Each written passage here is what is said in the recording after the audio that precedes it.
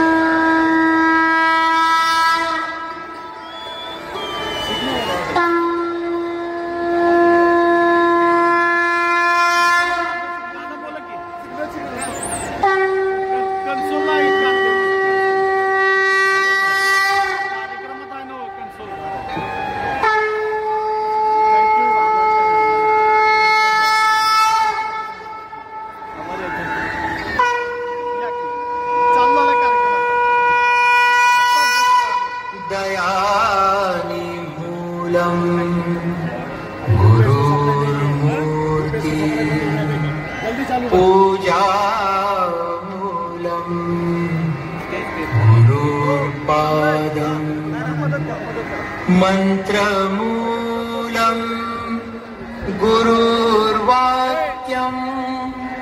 मोक्षमूलम गुरुकृपा गुरुकृपा।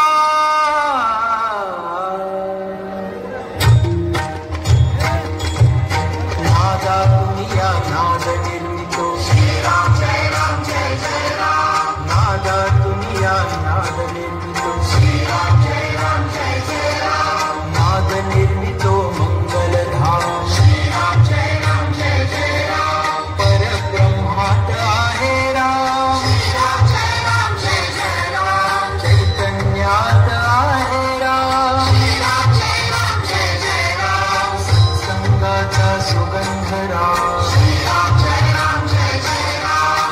आनंदाचा आनंद राम श्रीराम जय राम जय जय राम। त्रिभुवन तारक आहे राम श्रीराम जय राम जय जय राम। सुखकारक हा आहे राम श्रीराम जय राम जय जय राम। श्रद्धा जेथे तेथे राम श्रीराम जय राम जय जय राम। शांती पुरुषोत्तम परमेश्वरा श्रीराम जय राम जय जय राम। भक्ती भाव तेथे राम श्रीराम जय राम जय जय राम। सगुण सुंदर आहे राम श्रीराम जय राम जय जय राम। निर्गुण सुंदर आहे राम श्रीराम जय राम जय जय राम। लावण्याचा गाभा राम श्रीराम जय राम जय जय राम। कैवल्याची मूर्ती राम श्रीराम जय राम जय जय राम। चराचरातील स्फूर्ती राम श्रीराम जय राम जय जय राम।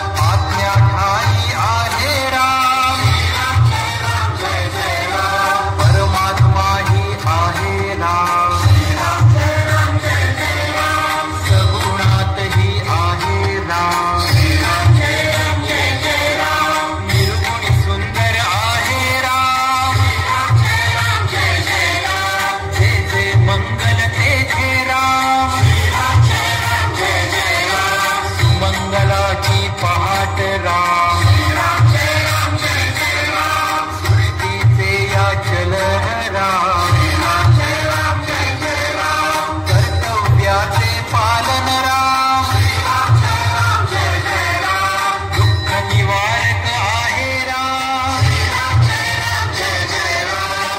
आनंदाच्या ठाई राम श्रीराम जय राम जय जय राम। सुंदर सूर तेथे राम श्रीराम जय राम जय जय राम। शब्द सुंदर तेथे राम श्रीराम जय राम जय जय राम। राम गायनी रमतो राम श्रीराम जय राम जय जय राम। स्वरांकुराच्या हृदयी राम श्रीराम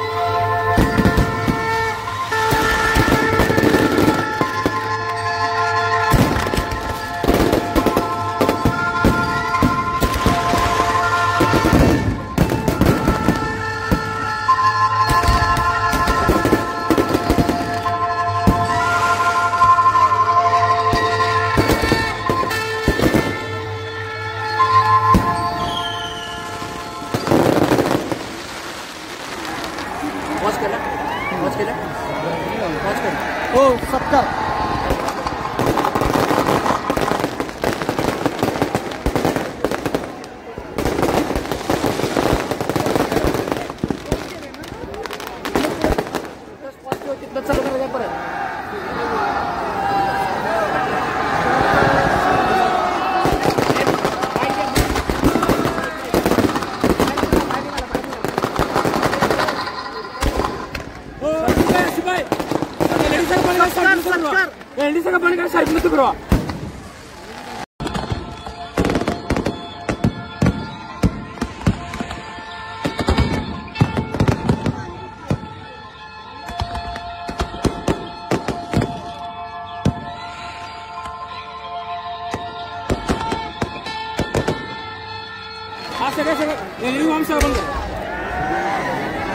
पाच 5,000 मुलांचा नृत्यविष्कार, 50,000हून अधिक रामभक्त, भक्ती आणि शक्तीचा सत्संग अर्थात उद्घोष प्रभू श्रीरामाचा.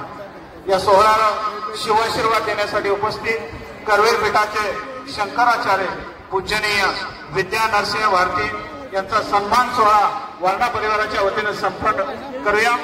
आदरणीय आमदार डॉक्टर विनयराजे कोरे सावकार साहेब यांना नम्र विनंती, पूजनीय विद्या नरसिंह भारती यांचा सन्मान सोहळा वारणा परिवाराच्या वतीने संपन्न करावा.